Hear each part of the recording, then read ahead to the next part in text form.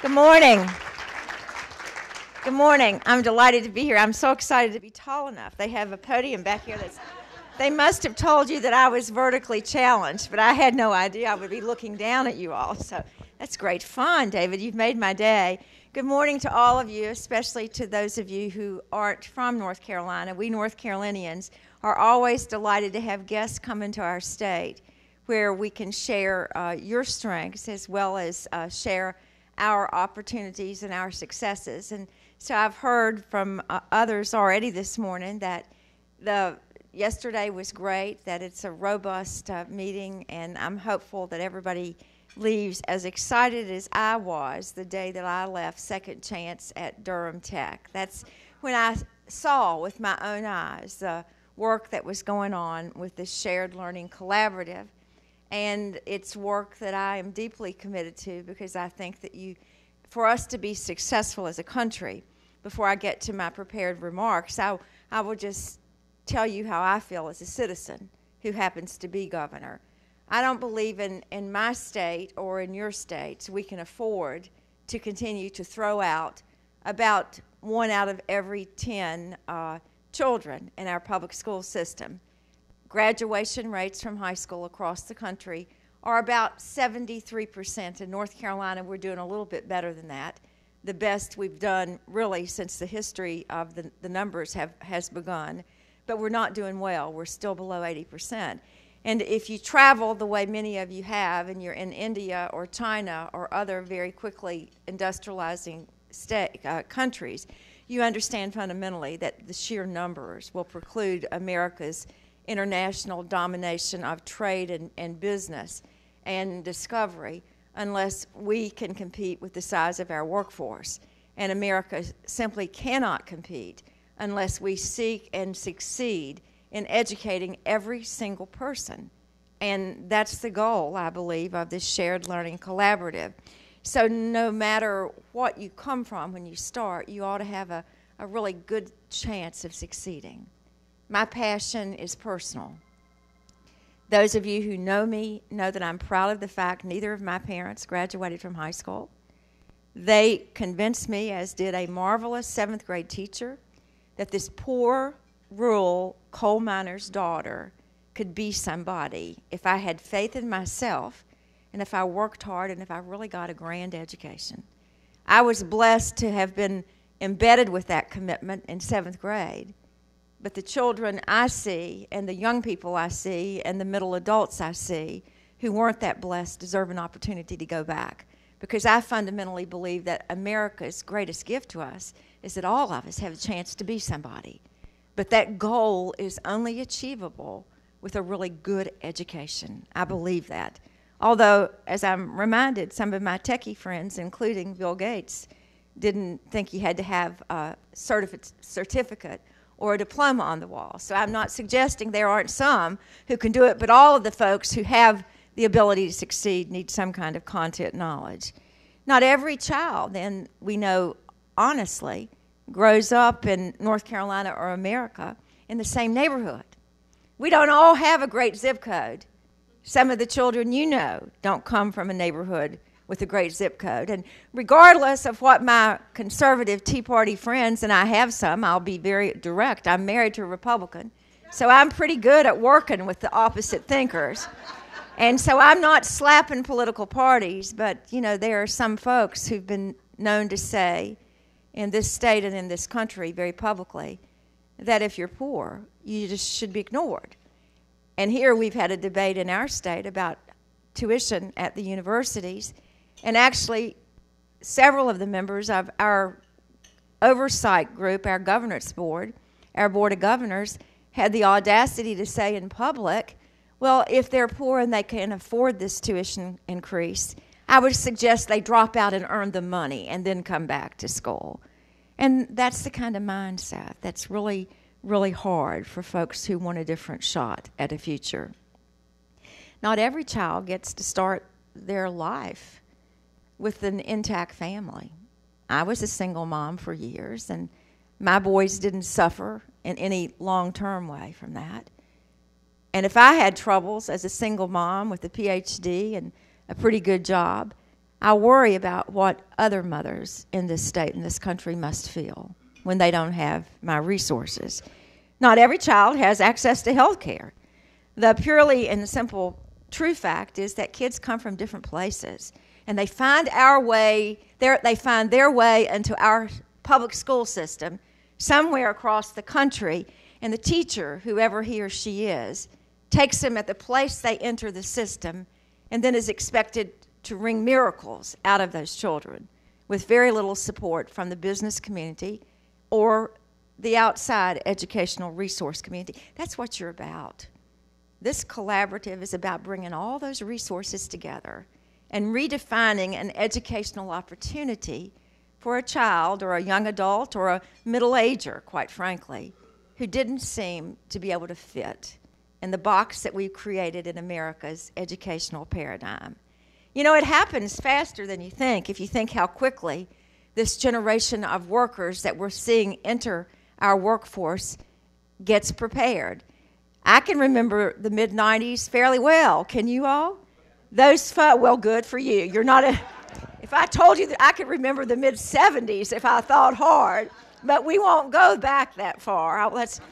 But you have to be really honest with yourself. Those folks who are entering our workforce this year were in our pre-K programs in the mid-'90s. And so the investments that we made just yesterday are critical in the outcomes for our economy right now. And so those investments every year are really critically important. You can't go backwards on that. The investments we make are really tied when you talk about education. And y'all, that's how I'm selling education these days. I'm selling it as the linchpin to a successful economy. That's the hard line that everybody gets. You can't separate them. They're irrevocably attached. Education equals a good economy. And that's how I talk to CEOs across the country and around the world.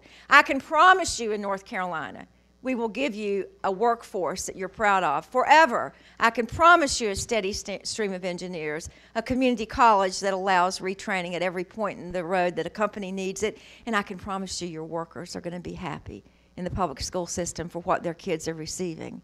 I promise that. But the fact of the matter is, some days after I shake hands on a business deal with a CEO from around the country or around the world, and I go to bed that night and think about the promises I've made, I worry. Because our public education system is under attack. We all know that, and we all need to stand up like you're standing up and demanding different.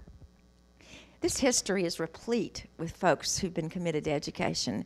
Way back in the day, in the 60s, Governor Sanford, right here who was president of the campus, right here where you stand, was smart enough to understand that the root cause of poverty, from most perspective, was education. And he convinced people across this state and this country that it was true. That was the idea that created the MDC, David. Exactly the idea. That fundamental notion that education can improve the quality of life for everybody and actually can open up lots of opportunities. That's why this work you're doing with this shared collaborative is so important. You're sitting in a state, unlike many in the country during the Great Depression. You know what we did? We didn't close down our school buildings as many states did. North Carolina continued to build public schools, one of the few states in America that did that. And we understand clearly, even then, that education was economic development. Republican Governor Holshouser, in a recession in the 70s, started the first statewide kindergarten system and consolidated the university system. We've had a governor named Jim Hunt. Some of you may know him. He's the father of education and my mentor.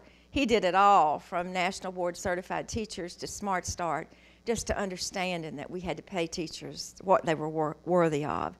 And our state's transformed itself. You know, back in the day, and actually for many people who are coming to the Democratic National Convention in the fall, we invite you, whether you're a Democrat or Republican. It's great economic development for North Carolina. So we hope you'll come and spend your money. But a lot of those people from around the country and a lot of those folks watching us in a global free 5-day media event will see a North Carolina they don't think exists. I have people who get off a plane in Charlotte and look around and say, my God, I thought you all were, and then they stop because they know they're getting ready to offend me. But you know what I know they're thinking, and we're not that way anymore. We're high tech, we're pharma, we're biotech, we're science and technology, we're energy, we're everything. And we're only that because of education.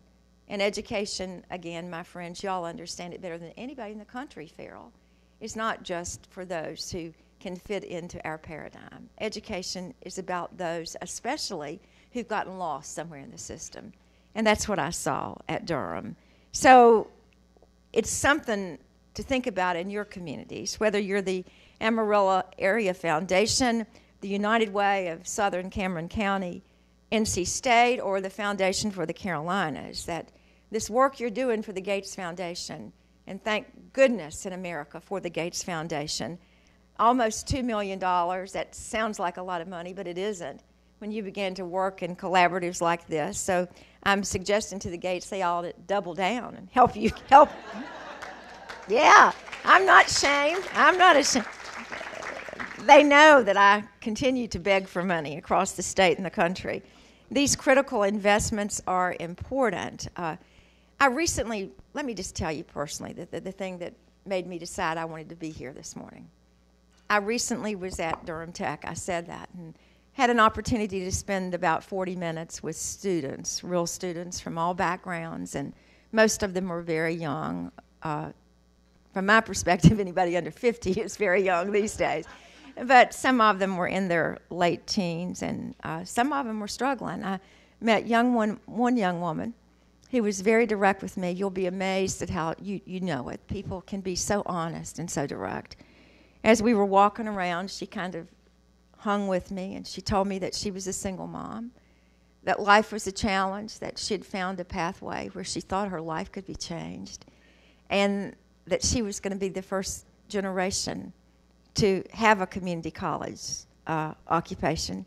She was going to be a nurse, and I thought, you can work anywhere in the world. You go, girl. You go, girl. She wouldn't have been there that morning but for the fact that David and MDC and Gates and projects like yours all over the country understood this new alliance, this new collaborative between educational institutions and between the community and between the businesses in our state and yours to give these young people a second chance at doing it a different way, but also a chance to then hook up with a job or an employment opportunity where they can see the end result. I think that's one of the biggest challenges we in education have, is that while kids are in our system, as traditional as it is in many areas, we're trying to throw that tradition out the door and make ours very high-tech and very, very immersed in technology. But as we do that, it's critically important for our system to adapt to the fact that many young people just can't fit the box we confront them with and confound them with. The support of leaders is really critical. You've got it right. I've started in North Carolina something called the Career College Promise, and it's amazingly similar to what you're doing. We start out really early. We start out with diagnostics, computer technology, so that we know this year Race to the Top funded it. We've gotten not one but 2 Race to the Top grants in North Carolina, one of the only states in America that has the early childhood and the high school completion Race to the Top. We start out relying heavily on data. We believe that the data will drive the success of students, and we know by the time a child finishes first grade, if they're on grade level, because we use computer-based diagnostics, so the teacher can talk with the child. It's not a test. It's a fun little game they play.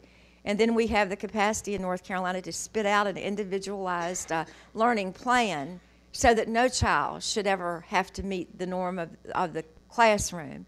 Every child is an individual. Technology allows that to happen.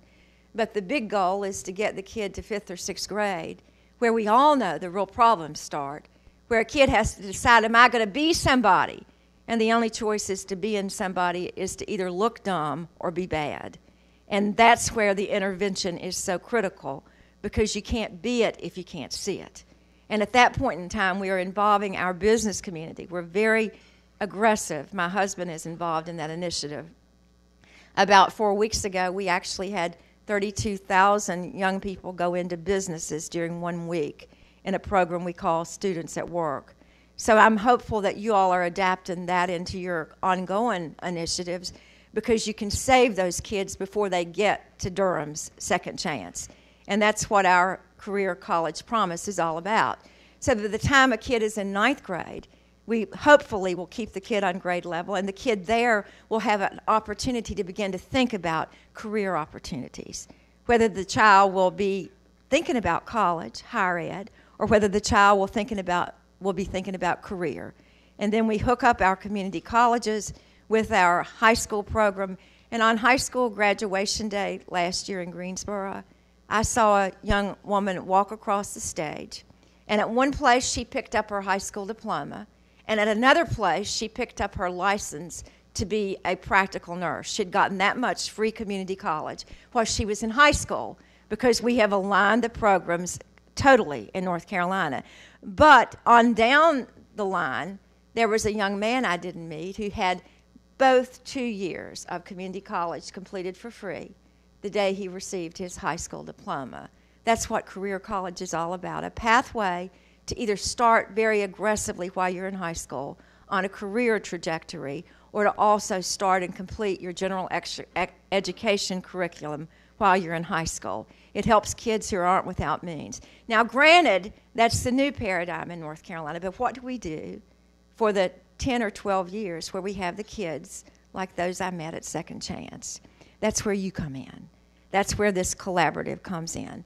That's where we pull it together. And that's where you all create, as you're doing, the templates and the portals for us to all copy. All of us can't be innovators and new thinkers and engineer startups. You all are going to help us define what it is we need to do to make that young woman I met at Durham Tech believe in herself and believe in the magic opportunity of a second chance. And not only not to be ashamed of it, but to feel like it's going to change not her life, but her family's life. You all, the work you're doing is really important. That's why I'm here this morning, to remind you of how important it is that folks like you are lighting up the lighthouses so that you can become a beacon for all of us around the country who haven't figured it out yet, that there is no such thing in America as a throwaway child. And just because I drop out of high school or don't think about graduating high school for whatever reason, I am not a throwaway. And in this country, and in this state especially, everybody has a chance to be somebody. And the problem is that we adults haven't stood up a system that allowed those thought to be dropouts and throwaways a chance to come back and start over. Bill Gates said it. And I used this quote before I knew I was coming to a Gates-funded initiative. So I'm not doing a major kiss-up, I want y'all to know. But he did say, until we are educating every kid in a fantastic way, until every inner city is cleaned up, there is no shortage of things that all of us can do. You're proving that today by your presence here. I'm grateful for MDC's leadership in this state. I'm grateful for all of you who call North Carolina home. But I am on a mission, and I hope you join me in this mission, that in North Carolina and in this country, we have to stand up and demand that education be funded and that folks understand our economy is directly tied to our education. This is not a time to go backwards. It takes bold, eager, organized people. And what you're doing here today proves that you're bold and organized and eager, and you're really making a difference. Thank you.